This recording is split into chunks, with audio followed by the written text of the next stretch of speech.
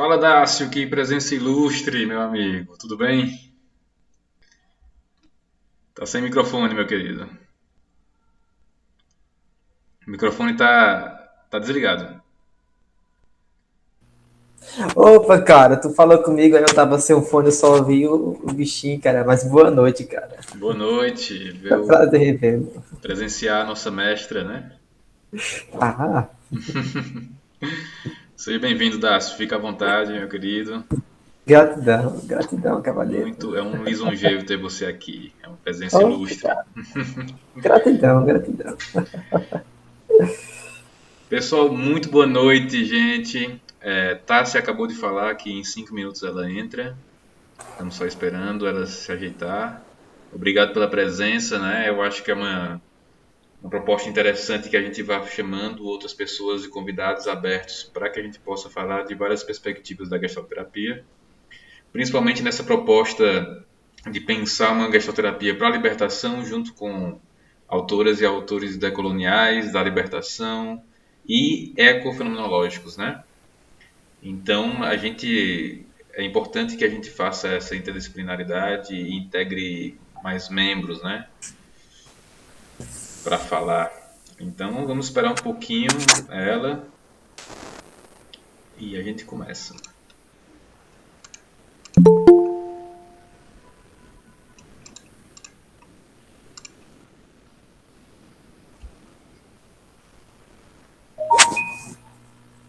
Boa noite, Yaskara. Outra integrante da Fortaleza.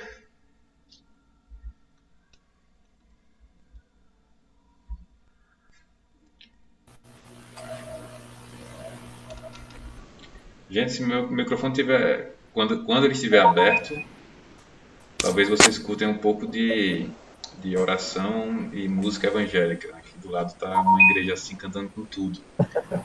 Então aproveitem para serem abençoados.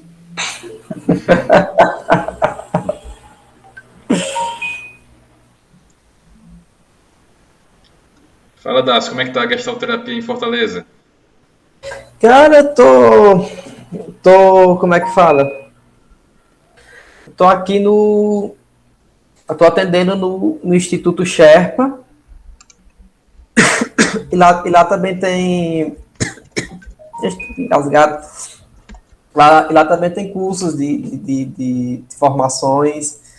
Como é que fala? Lá tem uma formação em gestalterapia lá no Instituto. Massa. E eu tô e vez ou outra eu colaboro com os módulos, assim, né? Principalmente os mais teóricos, assim, os mais iniciais, e também tô com uma supervisão, tô na supervisão com o pessoal, então tá sendo muito boa. O modelo de lá é parecido com a Diálogos, assim, né? Que trabalha com a teoria do self e tal. Lá é Tereso Self também? Isso. Oi, Boa noite, cheguei. Tássia. Boa noite, Tudo bem, minha cheguei. querida? Tudo bem. Desculpa a demora, gente, é que eu estava no atendimento, aí fui beber água quando terminou. Estou aqui. Ótimo. Obrigado por ter vindo demais, assim, muito massa você aceitar o convite. Sabendo que você tem uma agenda lotadíssima na correria de uma mudança, né? De várias mudanças, mas muito obrigado, Tássia. Corrigi. Para quem não conhece, gente, é uma das minhas mestras em gestalterapia, né? Assim, me formei com ela, com Tássia, que está com um trabalho agora muito foda, assim, com a Laura Peus, né? Que é invisibilizada em muitos dos setores da gestalterapia, né? Muitos tipos de formação e nos estudos. E como a gente está numa proposta ecofenomenológica, né, com autoras e autores decoloniais, para que a gente possa pensar uma nova gestalterapia, eu acho que a melhor pessoa para falar, para desvelar uma fenomenologia que foi desfenomenologizada durante o tempo, né, Tássia Pinheiro agora com um trabalho de tradução e de discussão, né? Então, muito obrigado, Tássia, é todo seu pódio. Obrigada, Érico. Obrigada pelo convite. Boa noite para todo mundo que está aqui. É um prazer vir vim aqui para falar com vocês um pouco sobre a Laura e o trabalho dela na Gestalt terapia, que é uma teoria de base fenomenológica, né? Pelo que o Eric me falou, vocês estão justamente nesse momento de estudar os conceitos e esses fundamentos, e eu acho de uma importância assim, extremamente significativa que vocês tenham a possibilidade de entrar em contato com o trabalho dessa mulher. Eu tenho um monte de coisa aqui que eu separei, provavelmente não vai dar tempo da gente ver tudo, mas a ideia é muito mais uma provocação, para que seja gerado interesse, né, em buscar beber mais dessa fonte, né?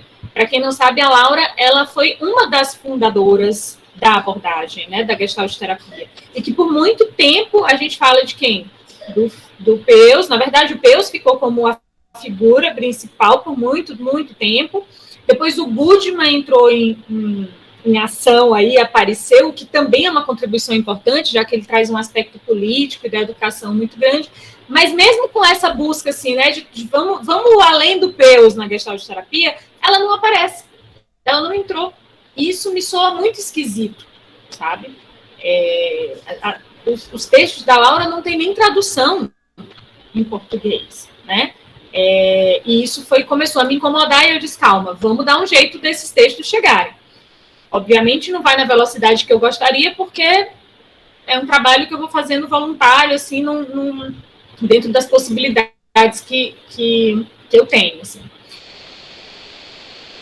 Mas eu vou apresentar um pouco para vocês e eu espero conseguir, né, com essa apresentação, que vocês fiquem tão indignados, indignadas com o fato dessa invisibilidade, porque não tem nada que justifique. A gente tem, por exemplo, no Gestalt terapia, a gente tem o Peus, o Goodman e o Hefferlein.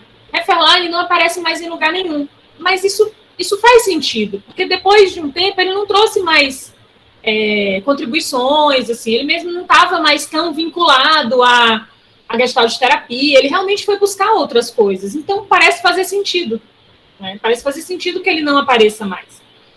Mas não faz sentido que a mulher que sustentou e nutriu o Instituto de Nova York, que foi o primeiro instituto de Gestalt terapia, a abordagem foram fundadas, é ali que eles começam as discussões, né? É ali que começam as principais discussões para fundar a abordagem. Não me parece não parece fazer sentido que essa mulher não apareça, porque foi ela que nutriu, foi ela que conduziu esse processo ali, no instituto que inclusive existe até hoje. Nos textos que estão traduzidos, já disponibilizados, tem uma fala dela no aniversário de 10 anos do instituto. E eu acho que é bem rico, se vocês tiverem interesse em Gestalt terapia, se dá uma lida, porque é uma aula de história da Gestalt terapia. É uma aula, assim, de como foi, quem estava, como foi feito, como era o processo de formação dos psicólogos que estavam ali. Então, fica mais explícito ainda a presença desta mulher para que essa abordagem que a gente pudesse estar falando dela aqui agora, né? Uma coisa que ela fala muito do Peus ele era um criador, assim, ele era um catalisador, ele não era um nutridor. Ele tinha uma capacidade muito grande de que as pessoas ao redor dele fizessem coisas e dessem continuidade ao que ele estava fazendo, mas ele não era quem nutria e fazia crescer. Ele era aquele que criava e próximo. Essa era a característica dele. Então, era preciso que alguém nutrisse. E parece que ela fez muito esse papel. O Goodman, que é uma figura interessantíssima dentro da Gestalt terapia, depois também não estava muito comprometido mais com a abordagem. Ele estava comprometido com outras discussões políticas, educacionais. Ele foi para outra área, outra coisa. Então, quem ficou? Quem nutriu? Quem deu continuidade a isso? Quem formou novas pessoas? Quem que estava segurando a coisa para que ela tivesse uma forma, tivesse consistência? A sensação que eu tenho é que tinha ali um monte de gente, o Peus ali com um monte de ideia, o Goodman, de maneira muito genial, conseguiu articular isso com preceitos fenomenológicos, inclusive, e deu uma estrutura, um corpo, e depois foi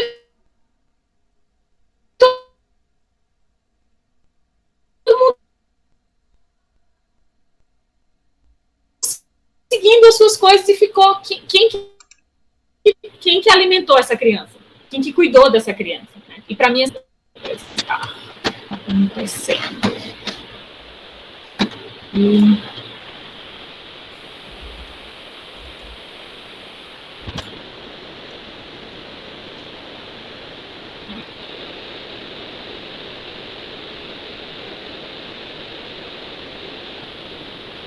Não vai, tá aqui carregando, ainda não está aparecendo aí, tá? Já está aparecendo? Tentando entender por que não está. Agora tá.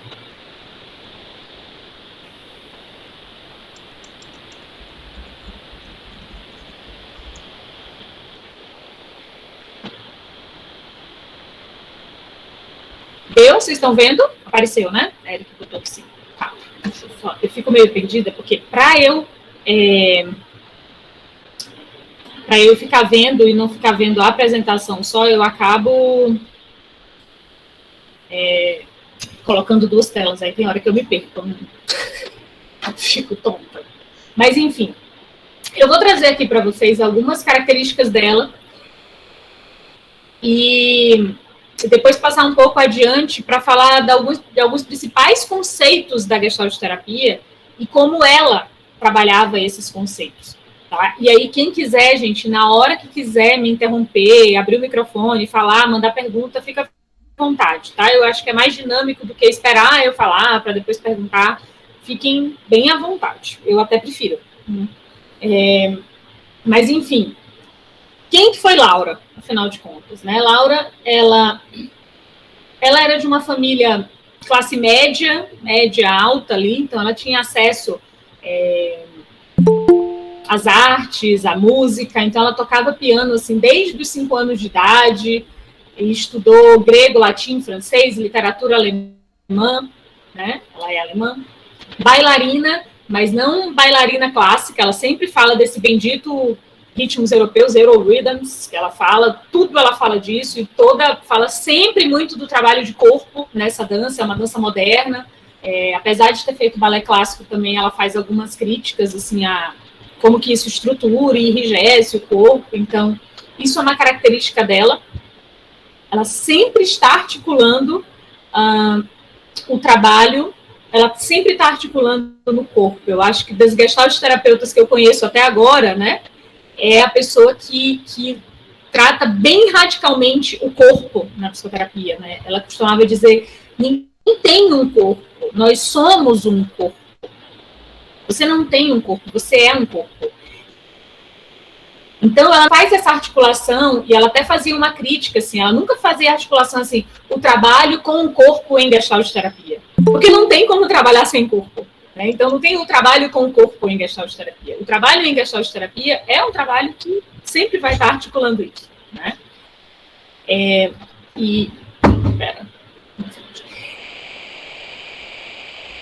Ela estudou economia e direito, era pesquisadora.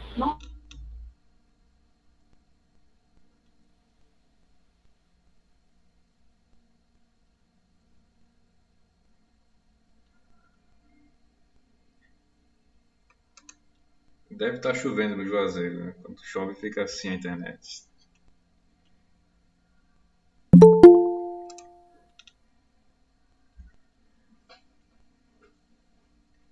Tá, você me ouve? Está entre nós ainda? Ih, eu acho que caiu, hein? Boa noite, Isabela. Eu acho que deu uma caída na internet. Ela vai voltar. Que horas ela volta? Tá também assim, Ascar? Tá chovendo muito em Fortaleza? Hoje choveu menos, mas a internet tá uma porcaria igual. O Brasil não tem internet boa, né? Eu acho que a gente tem que aceitar isso. Tem que dar nossos pulos. Mas ontem choveu bastante. Muito mesmo. Só porque é um dia de sol em Garanhuns, finalmente, né, Bruno? Aqui. Onde é Garanhuns? Yáscara, Garanhuns fica no agreste pernambucano. Fica, não sei, alguns, eu acho, 300 km de Recife, se eu não me engano, mais ou menos assim. Opa, voltou, Tássia. Tá chovendo muito aí, a internet tá caindo. Tá sem microfone. Nem foi a internet. Foi que o computador, eu pensei que estava conectado na tomada, só que não estava conectado no computador. Aí caiu. Então, Laura, ela continuando, né? Era uma pesquisadora, assim. Ela era a pessoa da academia, vamos dizer assim. Ela estudou com Goldstein, ela estudou com Max Wertheim, com Paul Tillich, Martin Buber, que são figuras importantíssimas para os fundamentos assim do que viria a ser mais tarde a Gestalt terapia. Então, ela tinha contribuições assim muito fortes acadêmicas de pesquisa e da experiência dela. Ela tinha doutorado em psicologia da Gestalt. Inclusive, ela foi quem tem até uma entrevista dela, um vídeo, ela falando do receio dela com o nome, né, de Gestalt terapia, justamente por desse problema com os psicólogos da Gestalt, como que isso seria visto, porque ela tinha um rigor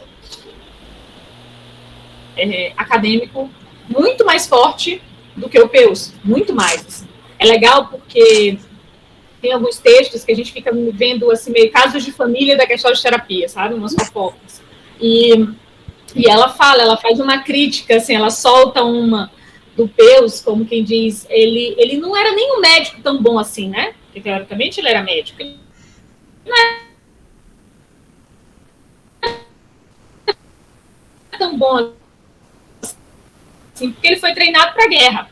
Ele foi desses médicos que teve o diploma acelerado para ir servir na guerra, assim, no Peus. E aí, eu queria mostrar para vocês aqui. Então, essa é a Laura, assim, em linhas muito gerais, porque tem muito mais dela do que isso aqui. E aí eu queria trazer para vocês, vou passar algumas coisas aqui, mas eu queria trazer para vocês o que ela, como que era o trabalho dela, como que ela pensava a Gestalt terapia e como esses principais conceitos aparecem nos seus textos. Ela não escreveu muitos textos. Ela, inclusive, diz que quando eles foram começar o Instituto de Nova York, ela falou que ela não tinha condição de fazer aquilo, porque ela estava muito ocupada com o trabalho dela na clínica, e com as crianças e com a casa. Então, a gente vê uma questão estrutural aí, né, das mulheres sobrecarregadas de novo, e ainda tem esse peso. Poxa, por que ela não produziu mais? Por que ela não fez mais? Porque enquanto o Peus estava viajando e fazendo os workshops, os shows dele, sendo um showman, ela estava ali, cuidando de 2 crianças, ela estava cuidando de um instituto que ele mesmo começou e depois foi embora e deixou lá. Então, ele fez 2 crianças e um instituto que foi embora, né? Então, enfim, ela não estava em condições de estar produzindo ainda mais do que isso. É algo que ela deixa ali nas entrelinhas. Mas o que ela produziu tem um valor, na minha opinião, assim, inestimável, porque ela consegue fazer algo que eu vi poucas pessoas fazendo isso até hoje, que é uma articulação da teoria com a vida política, social e cultural de uma maneira brilhante. Então, ela tem alguns textos, como Mitologia do Sexo e do Sofrimento, em que ela faz com a mitologia cristã de Adão e Eva. Ela era judia, então, cristã não, judia, né? Não é nem cristã a mitologia de Adão e Eva. Então, ela faz essa articulação. Ela escreve aquele texto que é um texto brilhante, como Educar Crianças para a Paz, no período de guerra, que se você ler hoje, ele é para hoje. Ele é completamente atual, assim. Ela fala sobre o nascimento do fascismo e como que a educação está nesse processo, e a educação infantil não no sentido só escolar, mas a educação no sentido de nutrição e desenvolvimento de criança. Ela tem o texto também, e nesse texto Mitologia do Sofrimento e do Sexo, ela faz a articulação do mito de Adão e Eva com a mitologia grega. Então ela consegue, e ao mesmo tempo ela está falando dos processos de contato, de confluência. São riquíssimos os textos dela. Ela tem textos em que ela traz estudos de caso, em que ela dá uma verdadeira aula sobre supervisão clínica e intervenções. E ela faz isso de uma maneira profunda E parece que nós não tivemos, até agora, capacidade de ler e extrair a riqueza do que estava ali naqueles textos, porque eles foram praticamente desconsiderados. E eles não foram desconsiderados só no Brasil por falta de tradução, porque a Nancy Lyon, que era uma amiga próxima, né, dela, e quem fica com os escritos da Laura, a filha da Laura, Renata, entrega para Nancy Lyon esses textos, e ela vai fazer um apanhado disso no Timeless Experience, é outro livro, e ela faz em 2004. Só em 2004, nos Estados Unidos, a Nancy fala com a Renata, que é a filha da Laura, e diz que precisava fazer algo para honrar o legado da Laura, que era tão negligenciado nos Estados Unidos. Então, você imagina aqui.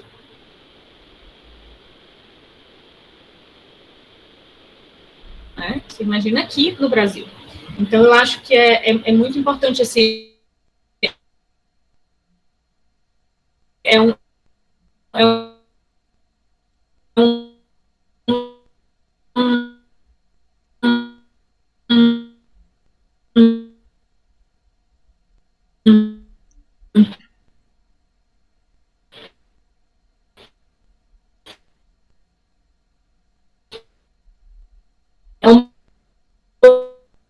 movimento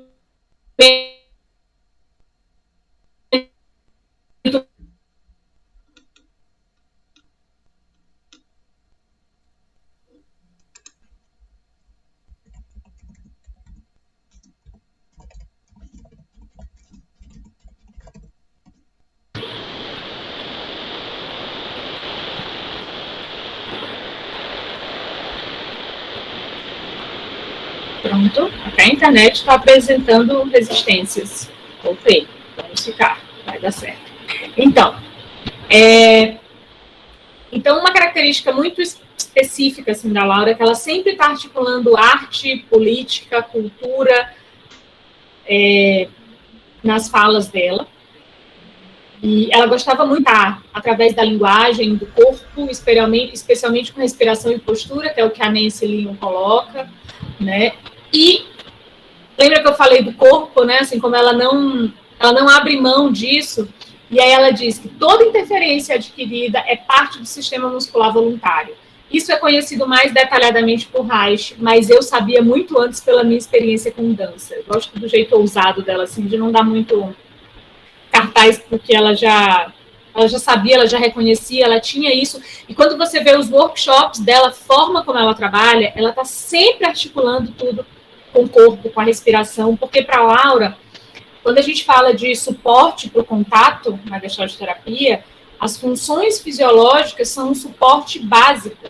Por isso, inclusive, ela sempre menciona numa crise de ansiedade, é muito comum as pessoas mencionarem o quê? Ficaram sem ar, taquicardia. Né? A experiência básica de suporte, que é a respiração, é interrompida.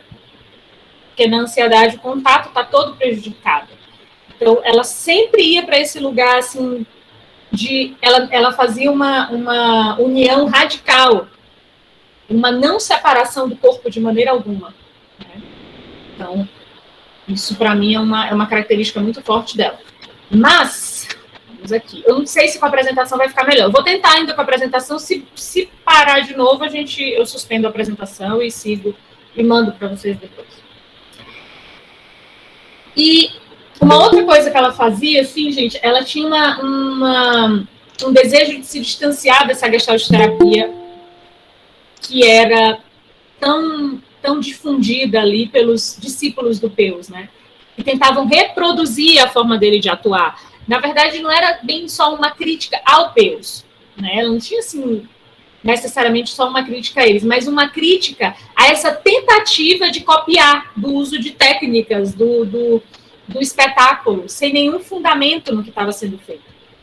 E ela chegava a dizer que o Peus, ele era um excelente terapeuta para pessoas sãs, era como ela dizia.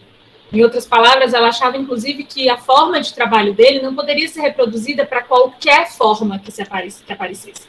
o que mais tarde a gente foi conhecer como ajustamentos dentro da teoria do self. E aí, Érica, eu não sei em que ponto, né, que vocês estão aí nessa discussão, se chegaram em teoria do self, alguma coisa assim, mas mais tarde a gente vai falar dos ajustamentos, e ela já estava levando em consideração que talvez, ainda não chegou, né, mas vocês vão chegar aí, de que talvez não exista uma forma apenas de intervenção, né, é preciso saber aonde eu estou intervindo, em que forma eu estou intervindo, e ela fazia uma crítica como se o Peirce só conseguisse lidar mais ou menos com indivíduos neuróticos relativamente saudáveis, sabe? Ela duvidava que essa abordagem provocativa era adequada para todos os pacientes e desordens, né? Ela era cética dos supostos grandes avanços, né? Porque ela temia que as resistências dos pacientes e seus suportes não estavam sendo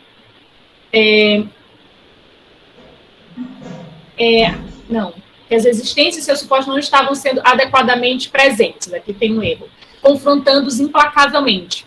Uma outra característica da Laura, vocês vão ouvir um pouco mais para frente, sobre a questão de frustração e suporte. E o Peirce, ele ficou tendendo sempre para esse lugar frustrador, E a Laura, ela, apesar de ser extremamente frustradora, e você vê isso nos workshops dela, ela tinha uma habilidade incrível de fazer isso dando suporte.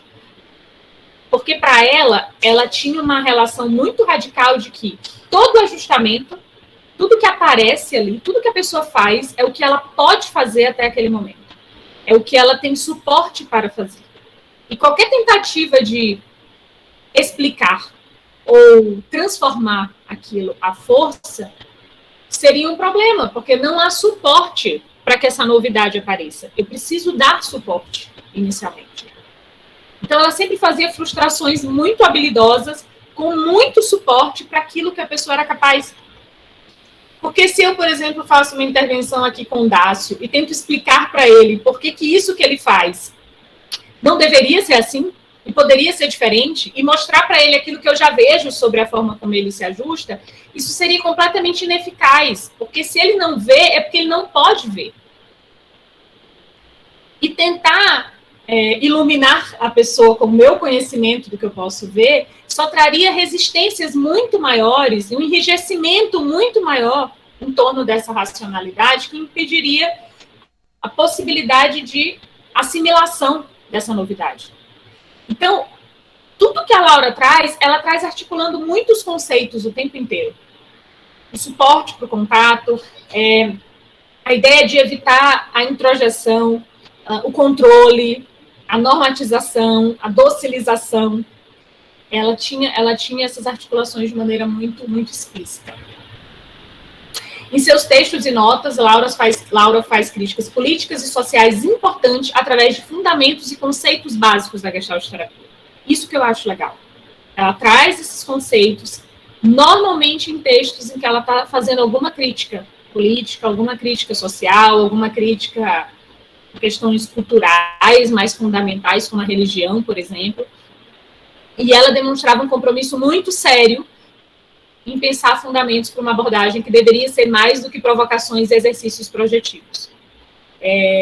Vocês estão tendo sorte aí, né, que vocês vão estudar isso de maneira mais aprofundada, mas eu sou de uma época em que Gestalt terapia era confundida com esses exercícios projetivos. Talvez isso para vocês não faça sentido, mas há um tempo atrás tem um livro que chama Tornar-se Presente, que é um livro legal, de experimentos, é interessante, mas aquilo era como se fosse a Bíblia de um Gestalt terapeuta, que é um compilado de experimentos. E que, se feitos fora assim, de um compromisso ético e fundamentado com uma prática clínica adequada, não é mais do que um monte de dinâmica de grupo ali junto no livro, sabe? Um monte de técnicazinha que a gente aplica. E por muito tempo a Gestalt terapia ficou sendo confundida com isso, com os espetáculos que o Peirce dava, com a capacidade que eu tenho de constranger o outro, de deixar o outro numa situação incômoda, né? E parece que quanto mais eu sou capaz de fazer isso, mais Gestalt terapeuta eu sou. E o compromisso parece que estava muito mais focado no terapeuta do que, de fato, na pessoa que está ali. Então, é muito mais um show meu do que uma disponibilidade para dar suporte, para suportar uma criação nova. A novidade, ela só pode surgir se há suporte. Então, se não há suporte, há apenas eu colocando ali um monte de coisa que eu sei sobre você e deixando você constrangido, do que isso vai produzir? Ela fazia essa discussão de maneira muito tácita. Assim. E aí vamos para alguns princípios fundamentais da Gestalt terapia que ela traz em alguns textos específicos. Dois conceitos fundamentais da Gestalt terapia tem a ver com agressão e introjeção, que são os primeiros conceitos discutidos no primeiro livro, que é Ego, Fome e Agressão. Fazer a revisão ali da teoria psicanalítica. São os primeiros conceitos a serem discutidos.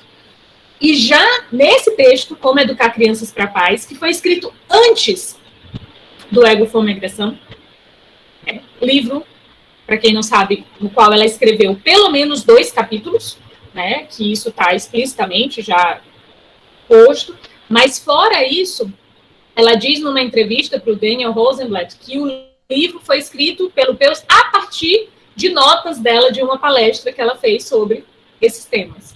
Então, isso fica muito explícito nesse texto, Como Educar Crianças para a Paz. Quem tem interesse aí em pensar a educação, quem tem interesse em trabalhar com criança, esse texto é básico, tá? Quem quiser interesse lá no Instagram, no link da bio do meu Instagram, você baixa lá. É gratuito, tá? Não estou fazendo merchan para ganhar dinheiro, não. É gratuito, só baixar lá. E esse texto é fundamental.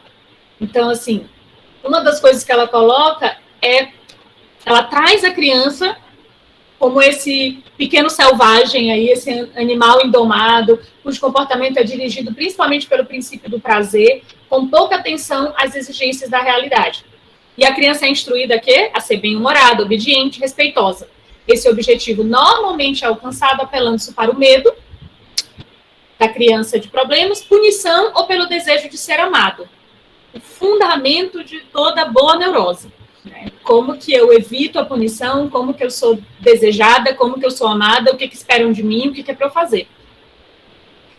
E nesse texto ela faz discorre assim, largamente sobre a importância de que a gente pudesse aprender a lidar com a agressão que há em nós. Há um instinto agressivo. Assim como a psicanálise falava do instinto sexual, há um instinto agressivo. E como todo instinto, ele não pode ser apagado. A gente pode aprender a lidar com ele. E no modelo educacional, em que não se aprende a trabalhar com a agressividade, o que se tem são adultos, que é o que a gente tem hoje, são adultos ainda com a agressividade desorientada e bestial de uma criança. Só que, como ela diz, com as forças e os meios de um adulto. Com as forças e os meios de um adulto. Porque a criança, quando ela está nesse momento que a agressividade está ali no corpo, que ela se joga no chão, o que ela é capaz de fazer? Por que a gente tem tanto medo de uma agressividade de uma criança? O que uma criança de 2 anos se jogando no chão fazendo birra pode efetivamente ameaçar a um adulto? Nada.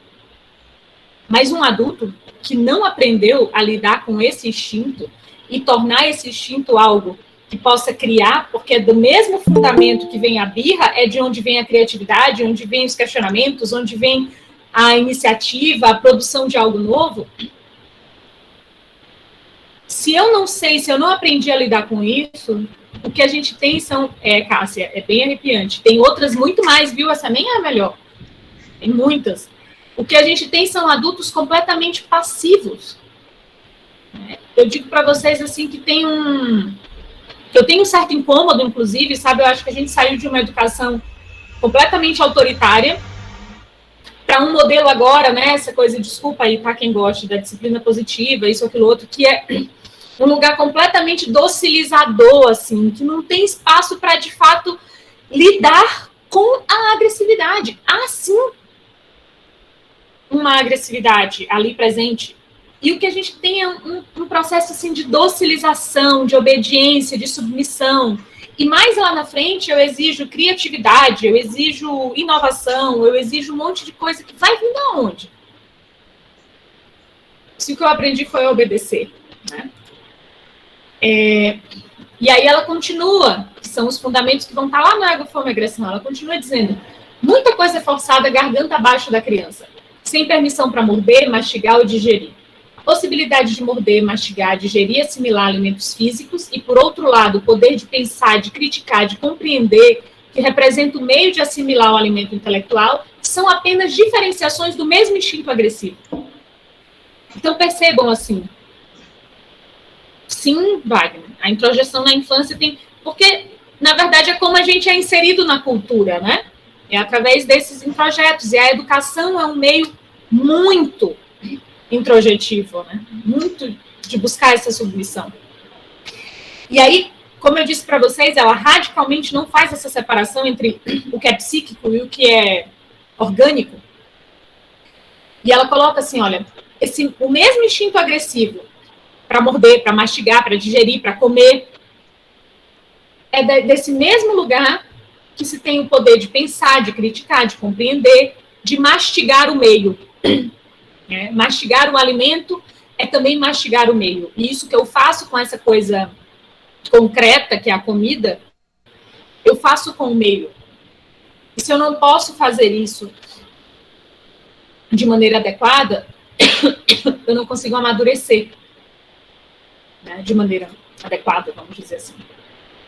Ela, inclusive, alerta para a concepção de agressão. Não sei como é que chega para vocês, assim, nossa, tá, se trabalhar a agressão, reconhecer a agressão, né? A gente ouviu agora, nesse caso do Will Smith, porque acontece num dia e no outro dia tá todas as pessoas especialistas em Will Smith.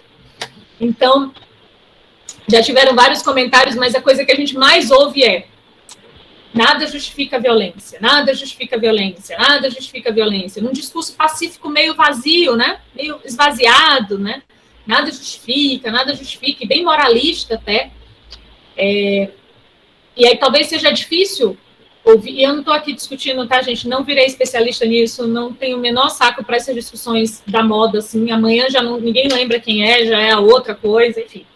Eu só estou colocando que como que o tema agressão e violência parece que gera imediatamente uma... Eu não posso... Como assim agressão no meu filho? Como assim um bebê e agressividade? Como assim?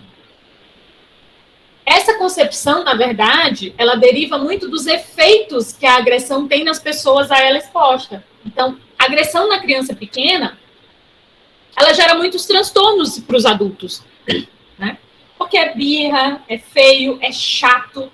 Quem tem filho aqui sabe como tem hora que você não está com o mínimo de saco para a criança estar fazendo perguntas sobre todas as coisas do universo que você já está ali posto para você, mas para ela é novidade. E você só quer dizer assim, é porque é assim, ponto, aceita. Porque incomoda, porque a criança está mastigando tudo. Mas por que é assim? E como que tá tal coisa? E como que a estrela está grudada no céu? E como que não sei o que, não sei o quê? E como não sei o que, não sei o quê? E como não sei o que, e você já mastigou esse mundo, ou então já engoliu um monte de coisa que já disseram e não tem mais paciência para lidar com isso. Mas há uma importância em poder suportar os efeitos da agressão e poder ajudar a direcionar e conduzir para onde isso pode ir, para onde esse instinto, então, pode ir. O que esse instinto pode mobilizar, então? Então, ela gasta, assim, muito tempo nesses fundamentos de agressão e introjeção. Vou passar aqui para dar tempo, assim. E aí, quando ela fala de suprimir o instinto, ela diz o seguinte: mas eles correm o risco não só de suprimir a sua chamada travessura, o choro, gritar, morder, chutar, arranhar, rasgar coisas, mas também suprimir seus questionamentos de curiosidade. Claro, a curiosidade da criança e sua agressividade física são muito desgastantes para os adultos. Aqui, ela deixa explícita a noção de forma e conteúdo. Que, se vocês ainda não ouviram falar muito bem sobre isso, vocês vão ouvir. E na Gestalt terapia, a supressão não é do conteúdo indesejado, mas é do excitamento. Numa visão fenomenológica, o que eu suprimo ali não é necessariamente, então assim, quando eu simplesmente digo, não pode bater, não pode morder, não pode isso, não pode aquilo. Eu não estou suprimindo apenas aquele comportamento. Desculpem-me os behavioristas e cognitivos comportamentais. Mas eu não estou ali suprimindo exclusivamente o comportamento, mas eu estou suprimindo esse hábito, esse excitamento que pode, então, mover esse comportamento. Então, quando ela diz, quando eu suprimo essa travessura, eu não estou suprimindo só essa travessura. Eu estou suprimindo todo o excitamento de onde pode vir também questionamentos, curiosidades e a criatividade, enfim, a iniciativa. É muito comum na clínica você ver pais que têm filhos extremamente passivos e obedientes, mas se incomodam porque o filho, eu queria que fosse tivesse mais autonomia, tivesse mais isso, aquilo. Não dá para querer ter tudo, né? Você docilizou, submeteu, conseguiu a obediência que queria, e além disso você quer iniciativa, criatividade, um monte de coisa. Então aqui ela já deixa explícita a noção de forma e conteúdo dos hábitos, né? De que a supressão não é de um conteúdo, mas a supressão é desse excitamento que dá a possibilidade dessa figura emergir. Como um vapor comprimido, é a citação que eu falei que eu gosto, a agressão há muito reprimida acumulada simplesmente dispara, mas por ter sido totalmente reprimida, não poderia ser transformado de forma alguma.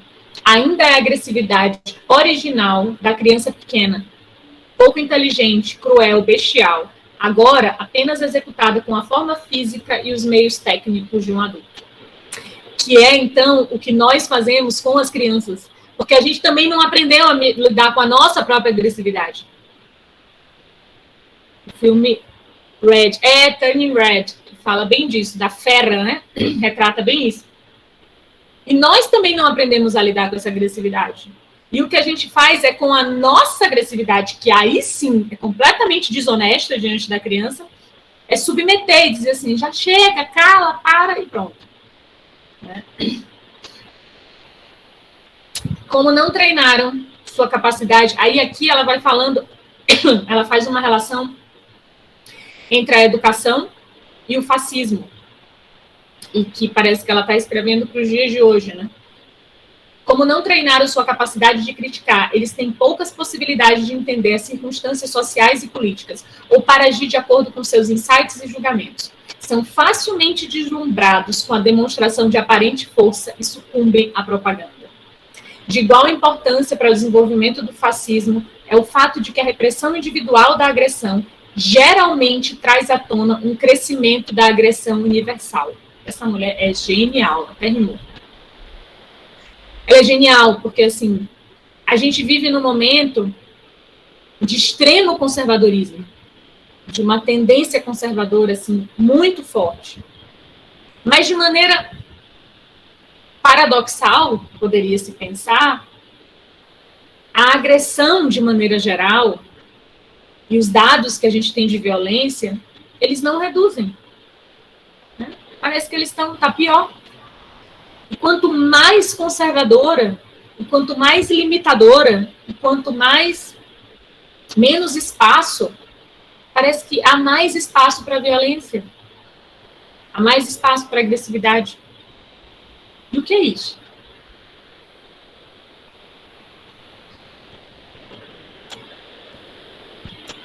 Opa, voltei. Mas a criança que não reprimiu sua agressão, que aprendeu a usá-la, a administrá-la, mais tarde poderá ter um papel inteligente na vida social e política. Então, esse texto eu trouxe para vocês porque ele é o fundamento onde ela traz os principais conceitos assim, de agressão e introjeção, que vão ser fundamentos para a revisão da teoria gestáltica, e dão esse lugar anárquico e subversivo da teoria já desde o início. Né? Ela é convidada para falar como educar crianças para a paz num período de guerra, e ela mostra como que assim, a paz nada tem a ver com o controle, mas tem a ver com esse acolhimento e suporte para um instinto básico. Alguém quer falar alguma coisa, gente? Se quiser, fiquem à vontade. E aí a gente vem para um outro conceito, dois conceitos fundamentais da gestalterapia que ela também traz. Contato e suporte. Ela tinha um lema que eu acho fantástico, que é: todo o apoio necessário e o mínimo possível para que aprendam a alcançar o autossuporte e a interdependência. Percebam, não é independência, tá? É interdependência. O contato é o reconhecimento da alteridade, a awareness da diferença, a experiência na fronteira do eu-outro. Então, essa é a forma que ela traz a descrição, assim, desses dois conceitos caros e fundamentais da Gestalt terapia. Como que não é possível... Nossa, passou aqui. Como que, então, não é possível deixar de dar suporte, mas, ao mesmo tempo, não é possível deixar de provocar um movimento, de alguma forma, de autossuporte, em que o outro possa criar algo. Tá? Eu vou dar uma avançada aqui em algumas coisas, senão a gente não consegue caminhar. E ela diz que a awareness aguda, o que é a awareness aguda, né? Eu vou simplificar aqui para vocês, mas assim, essa consciência muito forte e proeminente no corpo, da discrepância entre o suporte e as possibilidades de contato é experienciada como ansiedade. Então, na verdade, a ansiedade é quando eu estou diante de uma situação em que me pede mais suporte do que eu pareço ter. Eu só posso fazer contato se há suporte. E suporte o suporte está no meu corpo, o suporte está nas vivências, o suporte está nesse meu fundo de vividos, em tudo que eu tenho como recurso para contatar aquela situação. E quando por algum motivo eu sinto que não há esses recursos, ou que eu não vou dar conta de contatar da maneira que eu preciso, isso é experienciado como ansiedade. E ela traz ali, muito cedo, muito antes das discussões mais atuais que a gente tem hoje sobre hábitos e coisas assim, que ela prefere focar a atenção dela nas interrupções habituais das funções de contato. O que ela estava falando aqui? Ao invés de focar na biografia e no conteúdo estático que as pessoas traziam para ela preferia focar o olhar clínico dela nas formas habituais que essa pessoa interrompia esse contato. E era por isso que ela descrevia de maneira tão detalhada, muitas vezes, a forma como a pessoa falava, como respirava, como caminhava, como se dirigia. Ela não estava tão interessada no que exatamente. E é isso que, às vezes, as pessoas têm dificuldade de entender na Gestalt terapia. O que é esse negócio de não ser o que, mas como? É porque não é exatamente o que eu digo, mas como eu digo isso, como eu faço isso. Porque esse como é que denuncia esse jeito que eu me interrompo, esse jeito que eu entro ou não em contato com o que está diante de mim. Ela diz que o contato não é uma coisa que você possa obter, né? Estou em contato, mas é um movimento. E ela articula sempre muito isso na dança, né? Se ficamos muito tempo em contato, podemos terminar na confluência. Se nos afastamos demais, terminamos no isolamento. Não é um estado, mas uma atividade com um ritmo de tocar e soltar. Sempre movimento. Fazemos contato reconhecendo e enfrentando o outro, experimentando a nós mesmos ao fazê-lo. É um vai e vem, uma oscilação contínua entre mim e o outro. Então, ela sempre fala de contato nessa noção realmente de movimento, de novidade, e isso tem tudo a ver com o olhar gestáltico, inclusive de noção de saúde e doença. O que seria saudável para a Gestalt terapia? Como que eu posso dizer que um comportamento é saudável ou não para alguém? Eu diria para vocês que se for possível simplificar e tentar encontrar uma noção de saúde ou doença na Gestalt terapia, eu diria que qualquer estado em que a gente permanece fixado e do qual a gente não consegue se mover, ali eu poderia chamar isso de doença. E a saúde é a minha possibilidade de me movimentar entre as possibilidades disponíveis. Porque senão a gente cai num lugar moralista, né, do que deveria ser, ou do que não deveria ser, do que poderia ser, ou do que não poderia ser, e a gente cai num lugar de introjetos de novo. Quem é que diz o que deveria ser? É baseado em quê?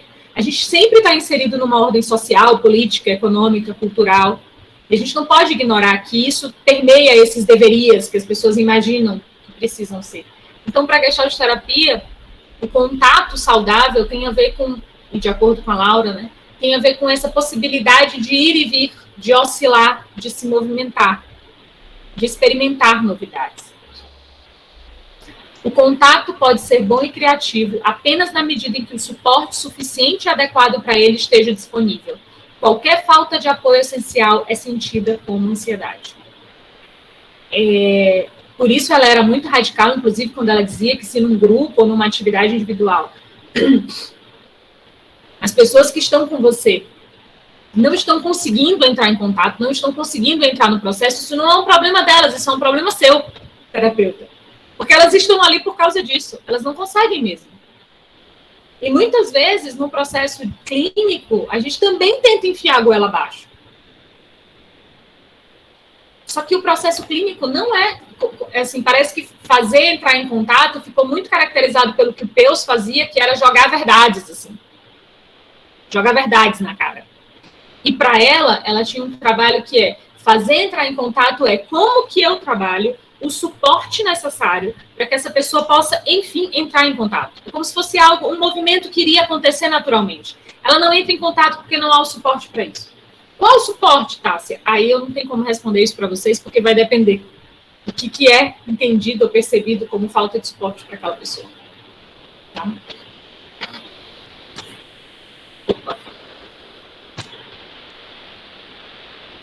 Apoio ou suporte é qualquer coisa que facilita a assimilação e integração de uma pessoa.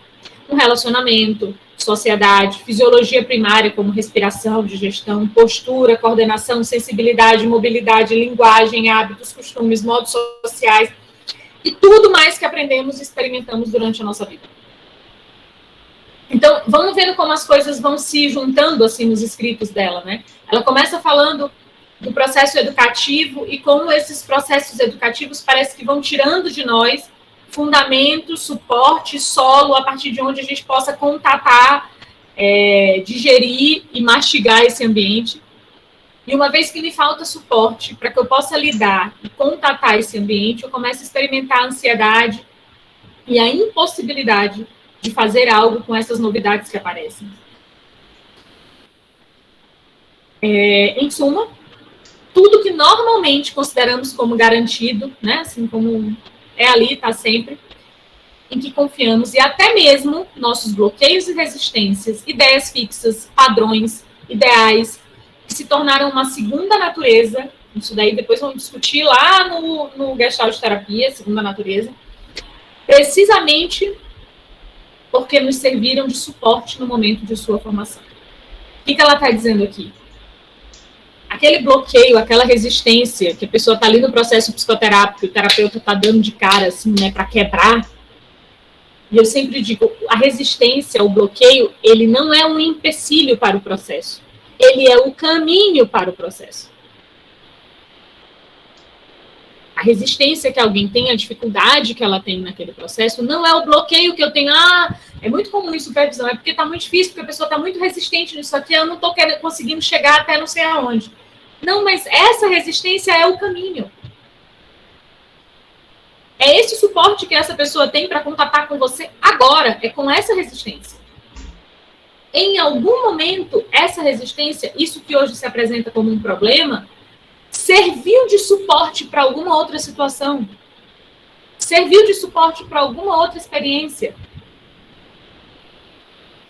E exatamente por isso ela permanece ali. E é exatamente porque está fixada que ela começa a já não parecer mais tão saudável. Percebam que eu falei da questão de saúde e doença. Não é que exista em si só algo que é saudável, algo que a pessoa deveria fazer. Mas quando ela não consegue fazer nada além daquilo, talvez ali haja um problema.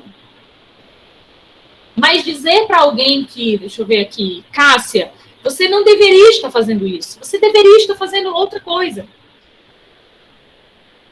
Às vezes ela até já sabe disso. Às vezes ela até já sabe na psicoterapia e já chega lá dizendo assim, eu sei que eu deveria fazer isso, mas eu não consigo.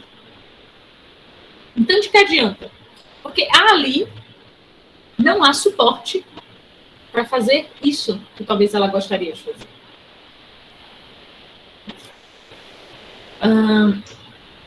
Aqui ela continua, né? Quando essas funções perdem sua utilidade, se tornam bloqueios no processo contínuo da vida, estamos presos em um beco sem saída, em um impasse.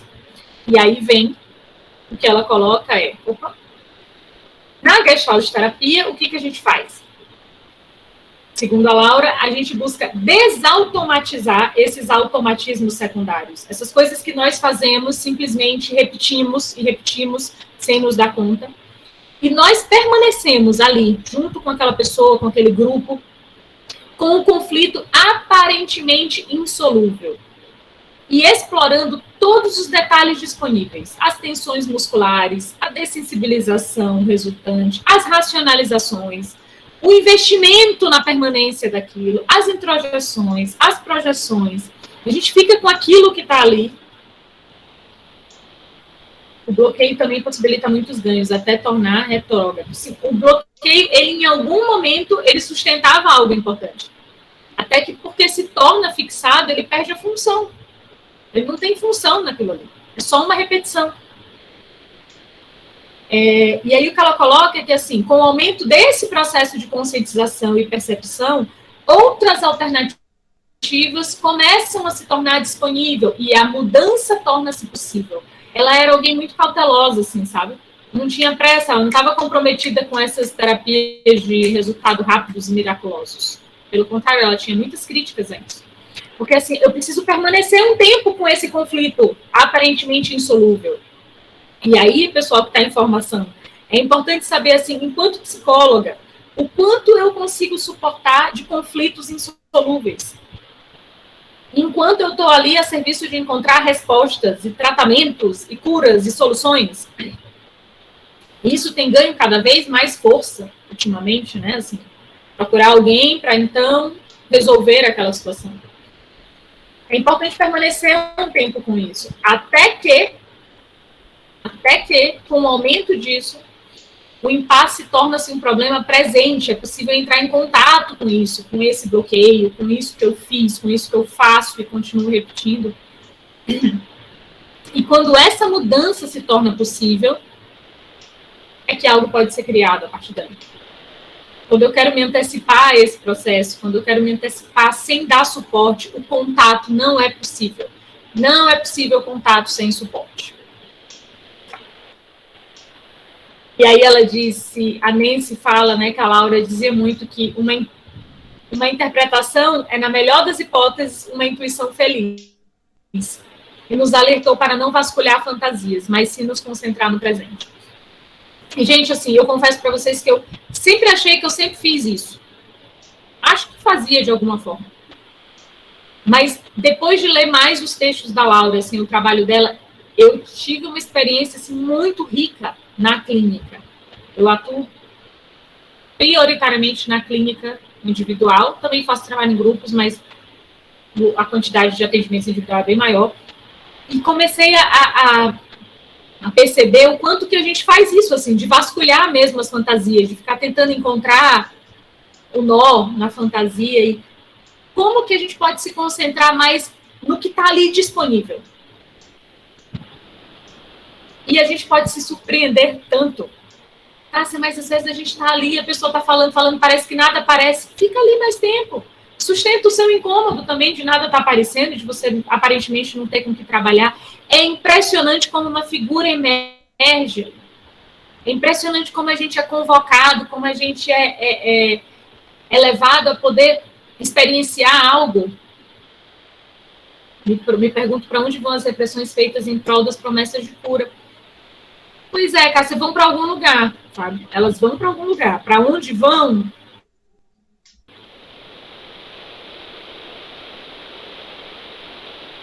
Tem muitas possibilidades.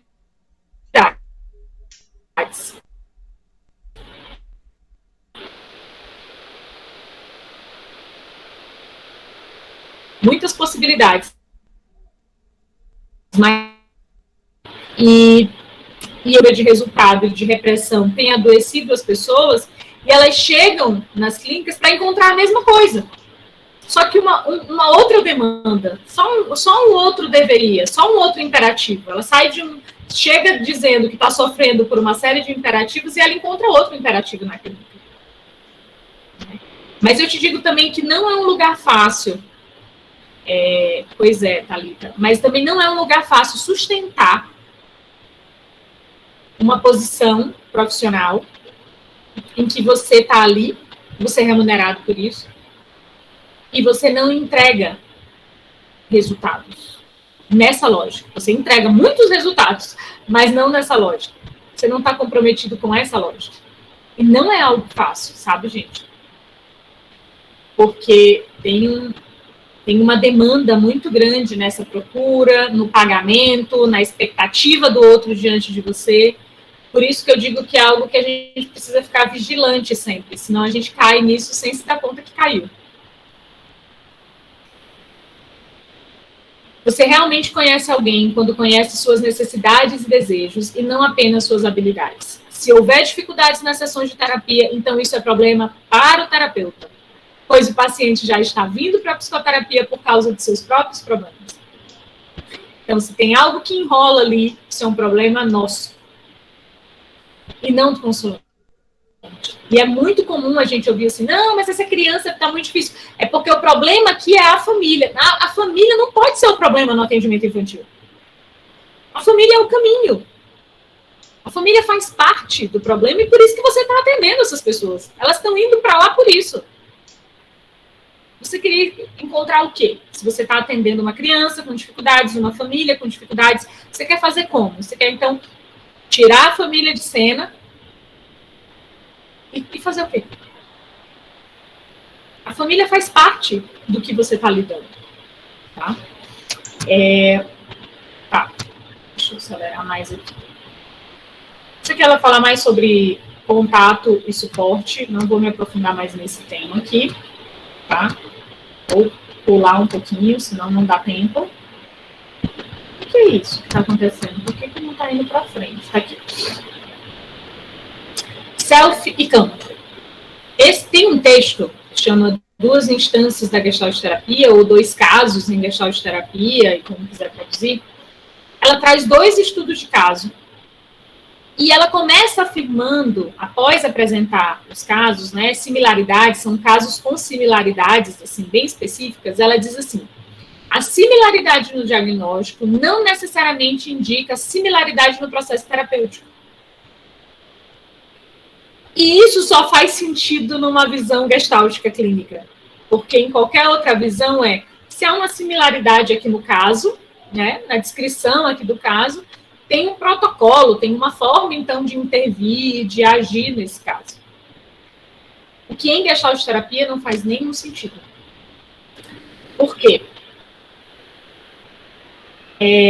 Ela continua na descrição dos casos, antes de falar alguns detalhes sobre o caso, ela fala sobre como que essas pessoas chegaram, e ela descreve com muitos detalhes, assim, a forma como as pessoas estavam vestidas quando chegaram, como se movimentavam, como que era a postura daquela pessoa, como que ela se sentia diante daquela pessoa. E ela diz assim, era óbvio que a paciente estava me desafiando e provocando. Estava me fazendo exigências, me dizendo como lidar com ela, tentando dominar e controlar a situação. Isso aqui, gente, é forma, é o hábito, é o que aparece ali na relação. O conteúdo era o estudo de caso, assim, parecido de um e outro. Mas o que ela estava sentindo na relação com aquela paciente é o que ela descreve aqui. Isso está completamente integrado com os conceitos de self e campo. E se vocês ainda não viram, muito provavelmente vão ver. Uma ideia de que não há alguém a priori, ou não há Tássia isolada de uma relação, mas há algo que acontece na relação e que forma um campo relacional. E há algo que se doa nesse campo e que permite que eu faça ou não faça algumas coisas. Porque esse lugar de self não tem um lugar de meu self, né? Não sou eu mesma. esse eu mesmo não existiria, né? Porque eu só estou enquanto relação. Tudo que eu digo sobre mim são construções e fantasias que eu faço a meu respeito para conseguir me identificar com algumas coisas. Mas essas identificações também estão relacionadas a uma série de outros contextos.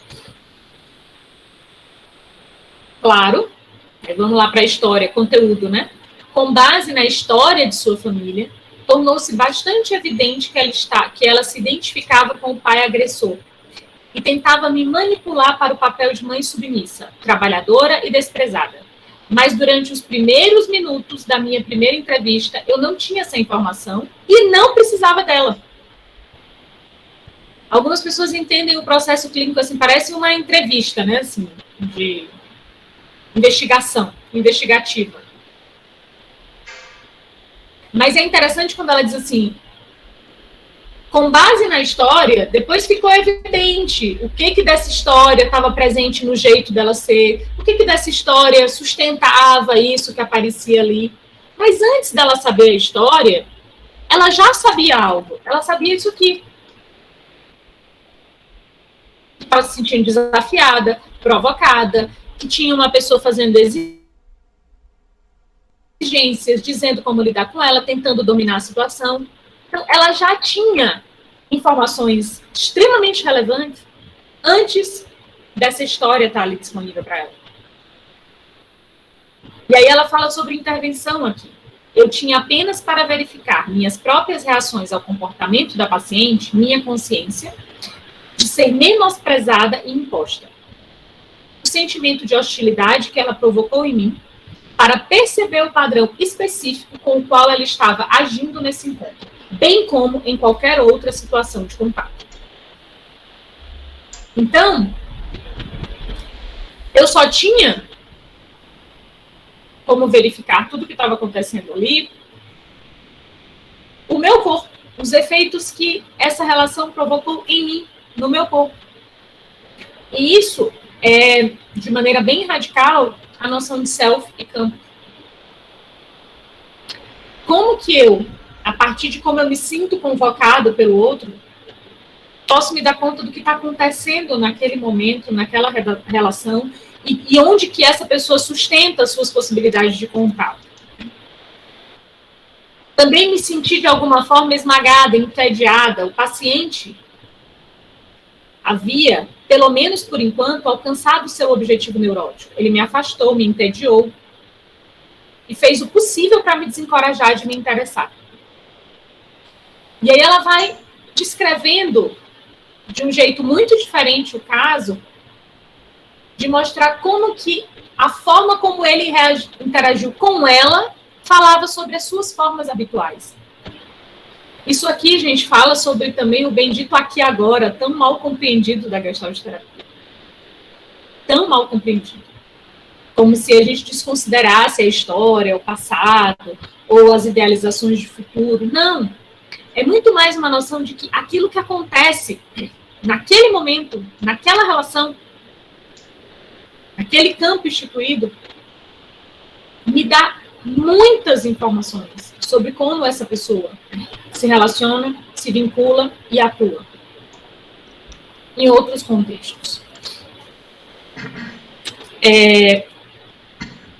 Aqui, só para eu finalizar, tá? Porque eu queria saber se vocês têm mais de dúvidas. Assim como eu disse, seria muito mais provocações do que uma aula para vocês saírem daqui já detonando em todos os conceitos, só para mostrar tudo que a Laura já traz há muito tempo. Tem um pouco do pensamento feminista da Laura, assim. Essas citações, elas estão no texto Mitologia do Sexo e Sofrimento, nota sobre mitologia do sexo e sofrimento, e aí é onde eu disse que ela faz aquela articulação com o pensamento do mito de Adão e Eva, e como que isso repercute nas relações de gênero. O sentimento de culpa limitado deixa livre o caminho da abordagem objetiva para o homem, mas recai fortemente sobre a mulher, deixando muito atrás nas cadeias animais de reprodução e da criação de filhos. quem não sabe, né, na maldição lá de Adão e Eva, ela coloca: a mulher vai ter dores de parto e o homem vai trabalhar com o suor da sua testa. Então, o homem fica livre para quê? Para a criação, para o trabalho, para a produção. E a mulher fica restrita ali nas cadeias de reprodução e de criação. A mulher continua envolvida no sexo, no pecado. Ela é o demônio, a eterna tentadora, desprezível, misteriosa.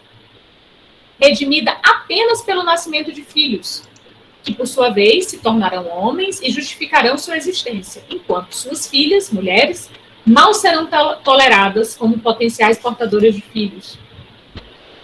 Enquanto o homem alivia a maldição de ter que trabalhar com o suor de sua testa, com sua própria imaginação criativa, mudando assim o mundo e a si mesmo, tornando-se cada vez mais correto, justo e bom, claro e competente, nada pode aliviar o fardo das mulheres de criatividade animal sem imaginação.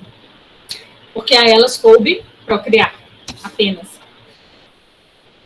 Até a chegada da eletricidade e do controle de natalidade, as demandas da domesticidade permaneceram substancialmente as mesmas ao longo dos séculos e não proporcionaram muito espaço para a imaginação criativa. A mulher permaneceu inferior, sinistra, misteriosa, deixada para lidar com as consequências do pecado dentro de um escopo limitado de domesticidade, desprezando e invejando ao homem. Eu coloquei essas citações dela aqui, mais para provocar vocês, para mostrar que, assim, a Laura ela não escrevia só sobre Gestalt terapia, só sobre conceitos teóricos, técnicos e orientações clínicas. Ela fazia críticas políticas muito ricas, muito rigorosas. E ela sempre articulava, sempre voltava à Gestalt terapia, porque para mim tem algo que eu experimento lendo as coisas que ela escreve, que é uma integração tão forte. No e-book que eu falei que você baixa lá no Instagram, Cássia.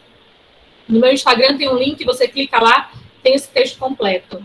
É só baixar no e-book, tem vários textos da Laura. Ainda não tem todos, mas já tem vários.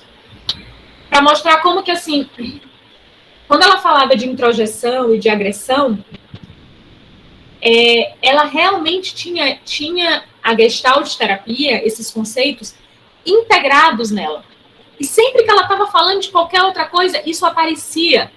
Então, me dá uma sensação, assim, nos textos dela, de uma fluidez, de ter incorporado isso de maneira tão profunda, que eu diria que, para mim, nos textos que eu leio o povo lá que começou, é a que tem a teoria muito mais fundamentada e arraigada nela. Muito mais. Toda a discussão mais aprofundada que vai aparecer lá no Gestalt terapia, a discussão fenomenológica de self, de campo, os ajustamentos, toda essa discussão já está presente nos textos dela. Já aparecem presentes em textos anteriores ao livro e em textos posteriores. Mas você vê que ela não estava de fora assistindo isso acontecer.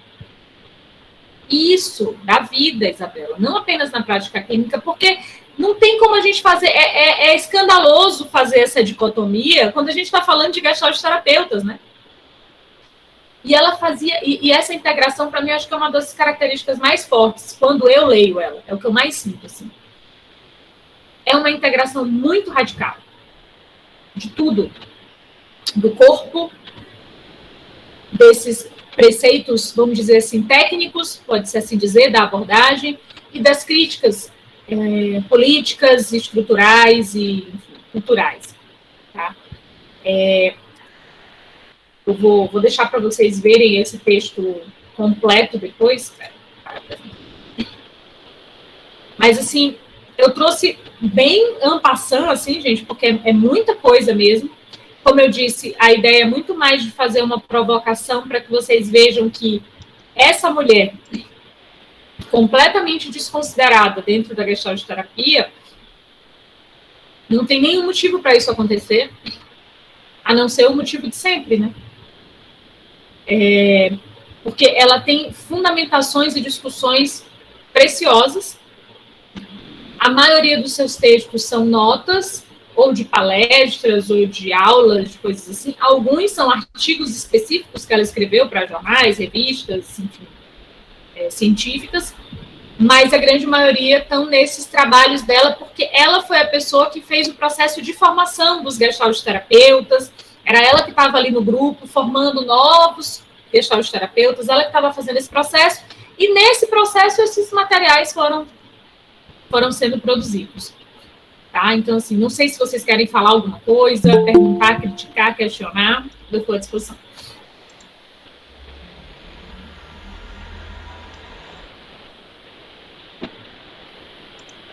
Eu sou o primeiro. Tá, ser muito massa, muito obrigado demais. Eu acho que é muito instigante, né? Assim, primeiro na forma, como é massa assim escutar quem está muito implicado e muito instigado assim a falar do que gosta, a falar do que pensa, né? Assim, numa implicação tão genuína assim. Eu fiquei emocionado várias vezes assim, tanto pela incisão da tua fala, quanto também do conteúdo que tu trazes de Laura, né? Impressionante a erudição dela, assim, a erudição artística e filosófica, assim, que ela traz, assim, emociona mesmo. Eu vou empolgado, viu, gente? Se quem for da ESA, se prepare, que eu vou no pique. E aí tá pensando aqui também sobre uma crítica da singularidade, uma crítica da subjetividade substancial, né, que a era moderna nos trouxe para nos separar das interdependências, como você trouxe, né, e aí, Laura, tem aspectos que você trouxe que eu não conhecia, que eu anotei aqui tudo para já pegar no e-book e trazer para a gente implementar. Então, a interdependência no suporte, né? Quanto mais suporte, a interdependência ela é gerada, né? Ela é impactada e ampliada.